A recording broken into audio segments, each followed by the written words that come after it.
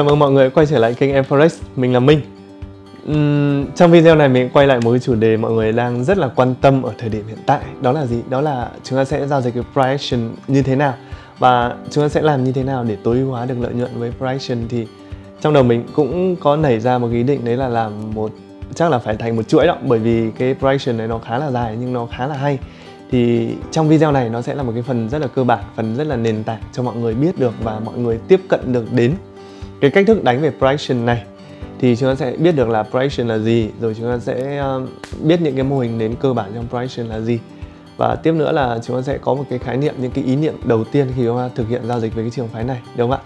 Và chúng ta sẽ tìm hiểu và bắt đầu tất cả những điều đó ngay sau đây. Đầu tiên chúng ta cần phải biết được là price action là gì, đúng không ạ? Như tất cả những cái video của mình xuyên suốt từ trước đến nay thì cái quan điểm của mình đó là gì? Mọi người cần phải hiểu được cái nền tảng và cái gốc rễ của nó trước khi mọi người bước vào cái phần ngọn, cái phần thực hành. Bởi vì sao? Bởi vì chúng ta phải có phần kiến thức trước, phần gốc rễ trước thì mọi người mới chủ động được và mọi người mới hoàn toàn nắm được những cái cốt lõi của những cái tinh hoa của tất cả những cái chỉ báo đó và cái phương thức giao dịch đó ở trong tay được. Thì chúng ta sẽ đến với price action. Price action là một cái xu hướng giao dịch rất là mới và rất là hiện đại ở trong thời điểm này. Thì tại sao nó lại trở nên hiện đại và tại sao nó lại trở nên được rất nhiều người hâm mộ và rất nhiều người sử dụng thì chúng ta sẽ tìm hiểu ở đây. Mình có nốt lại cho mọi người một vài cái thông tin cơ bản khi mọi người tìm hiểu. Đó là gì? Phương pháp price action là gì? Nó là một cái phương pháp giao dịch nhá, chứ nó không phải là một cái chỉ báo hay là nó không phải là một cái tool hay một cái công cụ gì cả. Nó là một phương pháp giao dịch, hay còn gọi là phương pháp hành động giá. Thì đây là một cái phương pháp phân tích xoay quanh giá cả để dự đoán hướng đi trong tương lai của thị trường. Cái này nó đặc biệt có hiệu quả trong thị trường có tính thanh khoản và có tính biến động cao. Ví dụ như là Bitcoin hoặc là ví dụ như là Forex thì cái công cụ này nó áp dụng được rất là hiệu quả và rất là chuyên nghiệp. Đó. Nhắc lại cho mọi người một lần nữa, đó là gì? Đơn giản nhưng rất là hiệu quả. Đó. Bởi vì ngay cả bây giờ mình có thể nhìn thấy mọi người là nhiều khi mọi người đang cố gắng đi tìm một cái công cụ nào. Ngay cả khi mình nói chuyện với các bạn hoặc là mình đọc comment hoặc đọc inbox của các bạn thì mình thấy một cái vấn đề, đó là mọi người hay chê những cái chỉ báo nó ở cái mức đơn giản và những cái mức cơ bản, ví dụ như là MA hoặc là những cái mô hình nến rồi tất cả những cái khác. Ý mình không hiểu nhưng mà ý mình thấy mọi người đang bảo là ui mấy công cụ này nó cơ bản quá, ai chẳng biết, rồi dùng nó chẳng bao giờ nó chính xác đâu. Những cái cơ bản thì làm gì nó có thể nó chính xác được, hoặc những cái mô hình nến đấy thì ai cũng nói rồi thì làm sao chúng ta áp dụng được và nó còn đúng được nữa. Đó, thì đấy là rất nhiều cái thông tin mình nhận được từ mọi người, nhưng mình xin nói mọi người đấy, thực sự mọi người đang hiểu không đúng vấn đề, mọi người đang không nắm được vấn đề. Bởi vì sao? Bởi vì cái price action này nó đang một cái xu hướng mà mọi người đang hầu hết mọi người đang quay trở lại đối với những cái gì nó đơn giản nhất và nó tinh túy nhất. Bây giờ thực sự mọi người để xem, không chỉ ở trên Việt Nam, không phải chỉ ở Việt Nam mà còn trên thế giới, thì hầu hết tất cả các trader đều đang sử dụng ít chỉ báo đi rất là nhiều. Tức là mọi người không còn sử dụng nhiều cái chỉ báo xanh đỏ tím vàng rồi nhiều màu rồi nhiều đường rồi nhiều các thứ nọ kia đâu. Và tất cả những chúng ta cần dùng là gì? Chúng ta dùng ít chỉ báo thôi và chúng ta sử dụng những cái hành vi giá nó sẽ nhiều hơn. Bởi vì đương nhiên rồi, xu hướng, bởi vì sao? Bởi vì tất cả chúng ta bây giờ đang 4.0 dần lên 5.0 rồi. Và cái chúng ta cần là chúng ta giao dịch được ở trên bất cứ một cái nền tảng nào và trên bất cứ cái thiết bị nào, dù nó là thiết bị di động như là điện thoại hoặc là máy tính bảng đi chăng nữa. Và những cái thiết bị đó rõ ràng chúng ta không thể chúng ta ngồi chúng ta kẻ vẽ, chúng ta thêm được công cụ, chúng ta thêm được chỉ báo, thêm được tất tần tật những cái khác, đúng không? Thì cái chúng ta cần là chúng ta có một cái ý tưởng trong đầu và chúng ta hiểu được là cái hành vi giá nó chạy như thế nào, và những cái công cụ đơn giản nhất chúng ta có thể có được từ bất cứ một cái nhà môi giới và bất cứ một cái phần mềm nào nó cũng có thể giúp được chúng ta đạt được cái kết quả tốt, thì đó mới là những người trader giỏi. Và đấy là những cái mà mình cũng đang muốn truyền đạt lại cho mọi người. Đó, đấy là cái cách mà mọi người cần phải học, cần phải tiếp cận thị trường, chứ đừng đi tìm những cái chỉ báo mà nó màu mè hoa lá hoặc là nó quá là phức tạp. Xong đến lúc mà như thế chúng ta chỉ chói tay chói chân để chúng ta bó buộc, chúng ta chỉ giao dịch được ở trên máy tính thôi. Đến lúc mà sang điện thoại, ví dụ các bạn đang đi ô tô, đang đi xe máy, đang đi tàu hỏa, các bạn không có điện thoại, không có máy tính thì bạn làm như nào?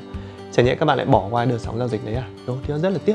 Thì mình sẽ giúp cho bạn dần dần những cái điều đó, khắc phục những cái điều đó và thay đổi cái suy nghĩ của các bạn trong những cái cách giao dịch kiểu truyền thống như thế. Và đây mình có lưu ý hết cho mọi người đây.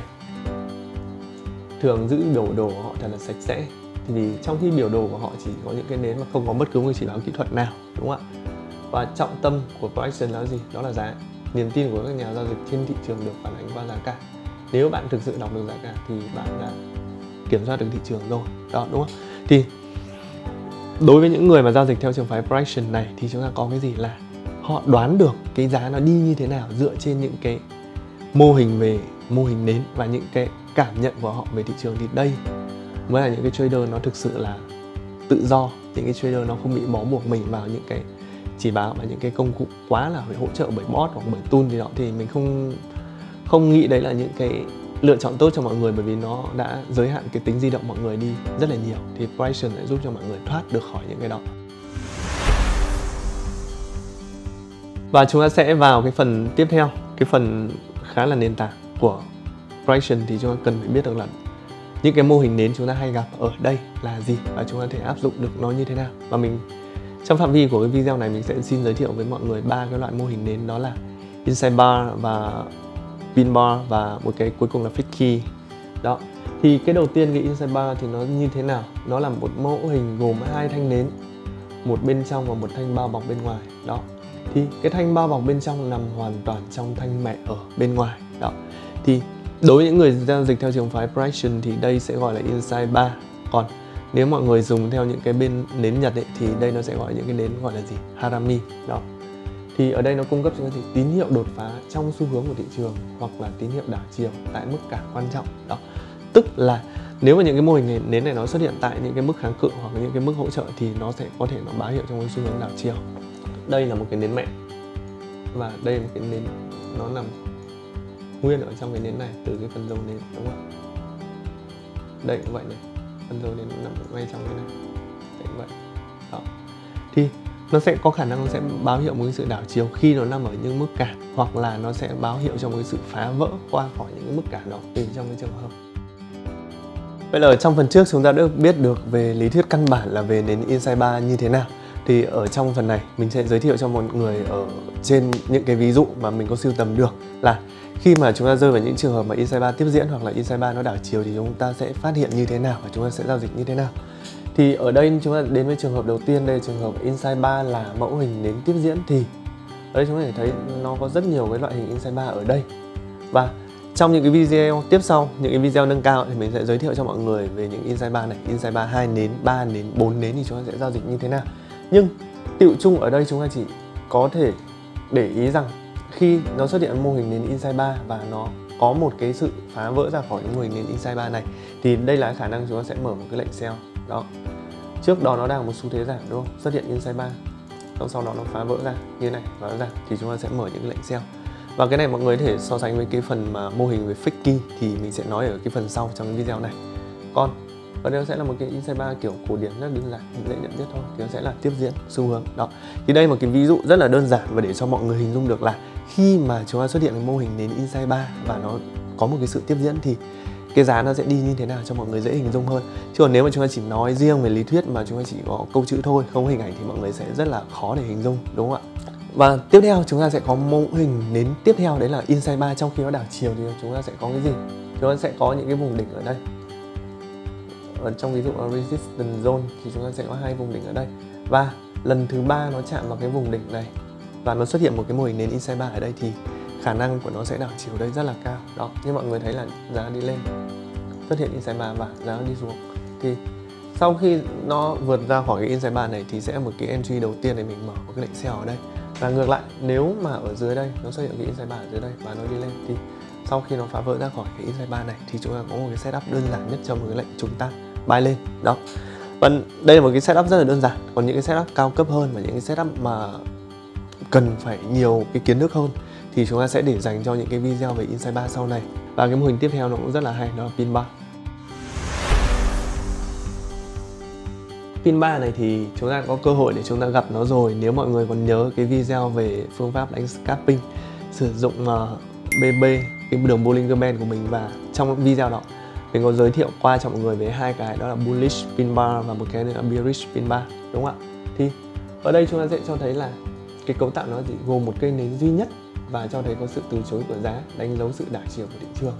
Thì ám chỉ về việc giá có thể đi ngược về hướng mà đuôi giá Pin Bar chỉ về, đúng không ạ? Cấu tạo nó ở đây là gì? Đây là phần đuôi nến và đây là phần thân nến rất là nhỏ, đuôi nến, thân nến rất là nhỏ. Đó. Đó. Thì nếu mọi người xem những cái mô hình về nến thì người có thể gọi là mô hình nến hammer, inverted hammer. Đó, thì chúng ta có thể thấy những cái sự quen thuộc và đậm nhất tương ứng ở đây. Thì ở đây chúng ta có, ở đây chúng ta sẽ có là gì? Là nó sẽ báo hiệu trong cái sự đảo chiều bearish pin 3, đúng không ạ? Thì khi mà giá nó đang trong xu hướng tăng, nó gặp cái mô hình này có khả năng nó sẽ đảo chiều. Và ngược lại bullish thì trước đấy nó xuống giảm, gặp mô hình này thì có khả năng nó sẽ đi lên. Đó, đây là trường hợp mọi người cần nhớ và mọi người cần phải quan tâm, bởi vì pin 3 nó là mô hình nến xuất hiện nhiều thứ hai, thậm chí nó là xuất hiện nhiều nhất còn hơn cả Insight 3 cơ. Đó, nên mọi người cần phải lưu ý. Trong những phần trước của video chúng ta biết được về hai cái mô hình nến của Fraction, đó là Insight 3 và hai nữa là pin 3, đúng không? Thì ở trong cái phần này mình sẽ giới thiệu cho mọi người một cái mô hình nến nó mới so với những cái gì mọi người đang biết, đấy là mô hình gì? Fake key. Đó, thì mô hình nến fake key này cho thấy một cái tín hiệu false breakout, tín hiệu đảo chiều thất bại của xu hướng. Và nó được hình thành khi nào? Khi giá có xu hướng đảo chiều nhưng nhanh chóng lại đảo ngược trở lại, báo hiệu xu thế tiếp tục của cái hành vi giá đó. Ở đây mình có hai cái mô hình sẵn ở đây cho mọi người dễ nhìn thấy, mình có sưu tập được là thứ nhất đấy là mô hình fake key giảm. Đó, thì trước đó nó là một cái Insight 3, xong sau đấy là một cái false breakout phá vỡ ra khỏi mô hình 3. Nó là một cái nến rất là dài, nó quay trở lại cái xu hướng ban đầu, một cái xu hướng là xu hướng giảm, nó đi ngược lại cái xu hướng tăng, một cái sự phá vỡ giảm mà nó sẽ là xu hướng giảm. Và ngược lại chúng ta có một mô hình gì? Chúng ta một mô hình đấy là fake key tăng. Thì chúng ta có một cái mô hình nến Insight 3 ở đây, và sau đó nó có một cái sự phá vỡ giả đấy là chúng ta tưởng là giá nó tụt xuống, nhưng thực ra không phải, là nó đã tăng lên. Thì sau khi xuất hiện cái fake key này, ta có khả năng nó sẽ đi ngược chiều lại với cái xu hướng gần trước đó. Thì trước đó là giảm thì bây giờ nó sẽ là tăng. Đó, và cái mô hình tiếp theo là cái mô hình mà chúng ta có trước đấy là mô hình fake key giảm, mô hình fake key tăng, rất là đơn giản. Thì bây giờ chúng ta nâng cao hơn một chút, chúng ta có cái gì? Chúng ta có đây là fake key giảm với một cái thanh pin 3. Đó, thì đầu tiên chúng ta xuất hiện một cái mô hình đến Insight 3 ở đây. Đó, xong chúng ta xuất hiện một cái fake key ở đây, nhưng cái fake key này nó là một cái fake key bằng một cái pin 3. Đó, đó báo hiệu cho xu hướng tiếp theo là giá nó có thể nó bị dìm xuống rất là mạnh thì nó sẽ chuyển ra một cái xu hướng giảm. Đó, và đây ngược lại chúng ta sẽ có một cái mô hình là fake 3 với cái thanh pin 3 tăng. Đó, thì trước đó nó là một cái mô hình đến Insight 3, nó báo hiệu cho một cái sự đang là lưỡng lự, xong sau đó giá nó giật xuống và nó bắt đầu nó được kéo lên rất là mạnh, thì nó có khả năng là tiếp theo nó sẽ là một cái đợt tăng. Đó, thì đây là cái mà mọi người cần phải nhớ khi mà mọi người tìm hiểu về cái fake key. Chúng ta có 4 cái mô hình ở đây, và nếu mọi người không nhớ hoặc là mọi người đang bị nhầm lẫn giữa các mô hình thì mọi người có thể xem lại trên những cái video này, tua lại hoặc dừng lại để dễ xem hơn. Và tiếp theo mình có một cái ví dụ nữa cho mọi người là khi mà chúng ta giao dịch với fake key thì chúng ta sẽ giao dịch như thế nào. Ở đây chúng ta sẽ có cái gì? Chúng ta sẽ có là một cái đáy ở đây, một cái đáy lần thứ hai, thì ở đây nó sẽ giá chạm ở đây lần thứ 3. Thì trước đó nó là một cái mô hình đến Insight 3, đúng không? Và nó có một cái fake key ở đây. Và fake key có cái pin 3 này báo hiệu cho một cái mức mua tại đường hỗ trợ. Thì chúng ta đã có cái gì? Giá chạm vùng hỗ trợ là một cái fake key tại vùng hỗ trợ là 2, thì nó sẽ có khả năng cho chúng ta một cái setup để chúng ta có một cái lệnh mua tốt hơn trong tương lai. Đó, thì mọi người để mua một cái entry ở đây hoặc một cái entry ở sau khi vào đóng cái fake key này. Đó, thì đây là những cái setup đơn giản, và chúng ta sẽ đến với cái setup tiếp theo.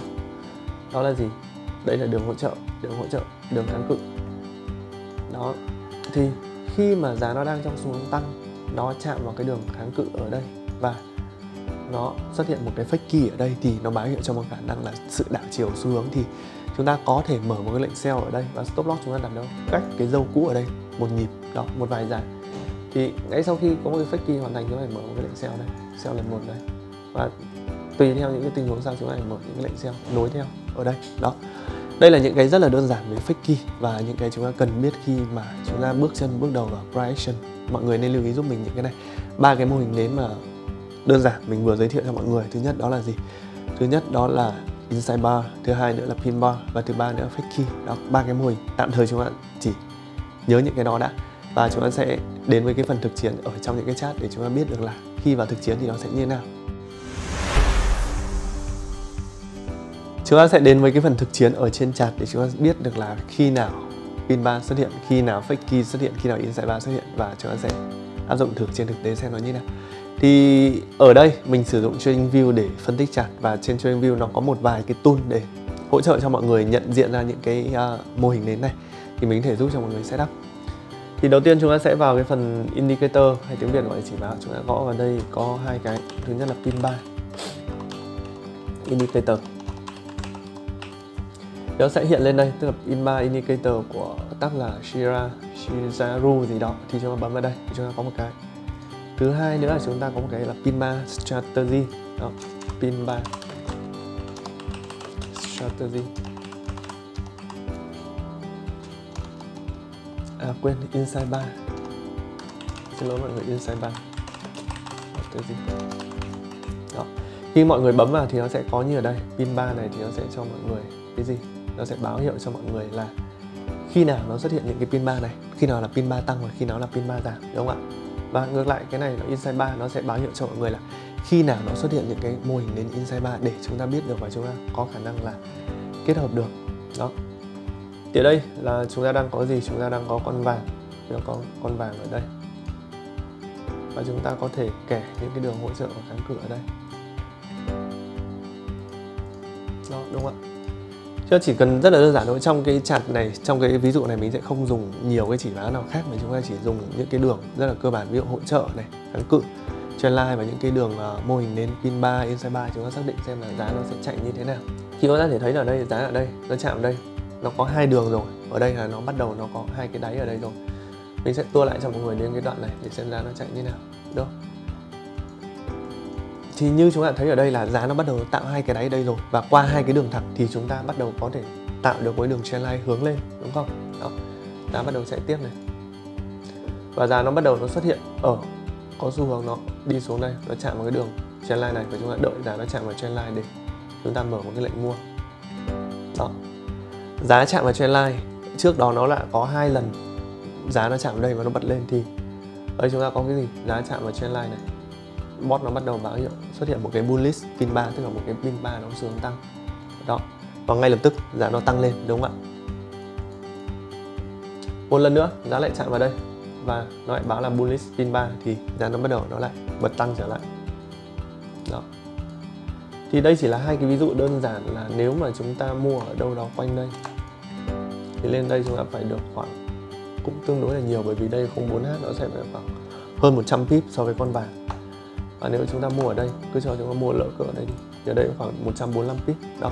Thì đây tất cả những cái gì mình đang mình dùng TradingView bản Pro cộng thì nó có thể quay trở lại quá khứ ở trong những khung thời gian, và mình cho mọi người nhìn thấy là những cái chỉ báo này nó xuất hiện trước khi mà giá nó bắt đầu nó hình thành, chứ không phải là nó chỉ là một cái mình nhìn lại lịch sử mình thấy nó rất là đúng, thì không phải. Thì đây mình phải chứng minh cho mọi người tất cả những điều đó. Và chúng ta sẽ cứ đợi, chúng ta đợi ở đây một lần nữa, khi nào giá nó bật lại đường trendline này và chúng ta sẽ mua lên đó. Và giá nó vẫn trong một xu hướng lên thì chúng ta vẫn tiếp tục gồng với cái lệnh trước của chúng ta. Đây xuất hiện pin bar nhưng nó chưa chạm trendline, tức là chưa có một sự xác nhận nào cả, thì chúng ta thể đợi thêm một chút. Giá vẫn đang loanh quanh ở vùng này đó. Cái vùng này khả năng là nếu mà đặt đây, nếu mà chúng ta đặt một cái buy limit đây, chúng ta có thể chúng ta không khớp được. Nhưng mà nếu chúng ta theo dõi toàn bộ thị trường ở những cái khung ngắn hơn, ví dụ khung 1H hoặc là khung 30M nữa, thì chúng ta đã có những entry chúng ta tốt hơn, đúng không ạ? Và một lần nữa giá nó ở chạm đây nó bật lên thì chúng ta sẽ xem là giá sẽ bật lên ở đến đâu. Đó. Mua ở đây cho gồng lên thì đâu đấy phải được khoảng lại hơn 100 pip, 150 pip. Ở đây chạm xuống nhưng nó không xuất hiện pin bar. Đoạn này chạm xuống nhưng nó không xuất hiện pin bar. Ở đây chúng ta có cái gì? Có những cái này là inside bar. Lát nữa mình sẽ nói về inside bar sau. Đó, một lần nữa chạm vào trendline và bật lên với một cái bullish pin bar rất là đẹp, đúng không? Đó, thì đây là cái cách mà mọi người sử dụng một cái price action ở một cái phương thức rất là cơ bản, đúng không? Khi mà chúng ta kết hợp với pin bar. Còn nếu mà chúng ta với inside bar thì sao? Chứ ở đây inside bar thì nó sẽ có hai cái. Cái nến inside bar đầu tiên nó sẽ được ký hiệu bằng dấu cộng, và cái nến inside bar tiếp theo nó sẽ được như thế nào? Nến inside bar tiếp theo nó sẽ được báo hiệu bằng một cái chấm tròn ở đây. Nhưng mà những cái inside bar ở đây thì theo mình, đối với những người mới, chúng ta để nhìn lại những cái lý thuyết chúng ta đã học và chúng ta áp dụng vào đây. Nhưng đối với những người mới thì mình nghĩ là cái cách đơn giản nhất để mọi người áp dụng đó là chúng ta sử dụng pin 3. Bởi vì sao?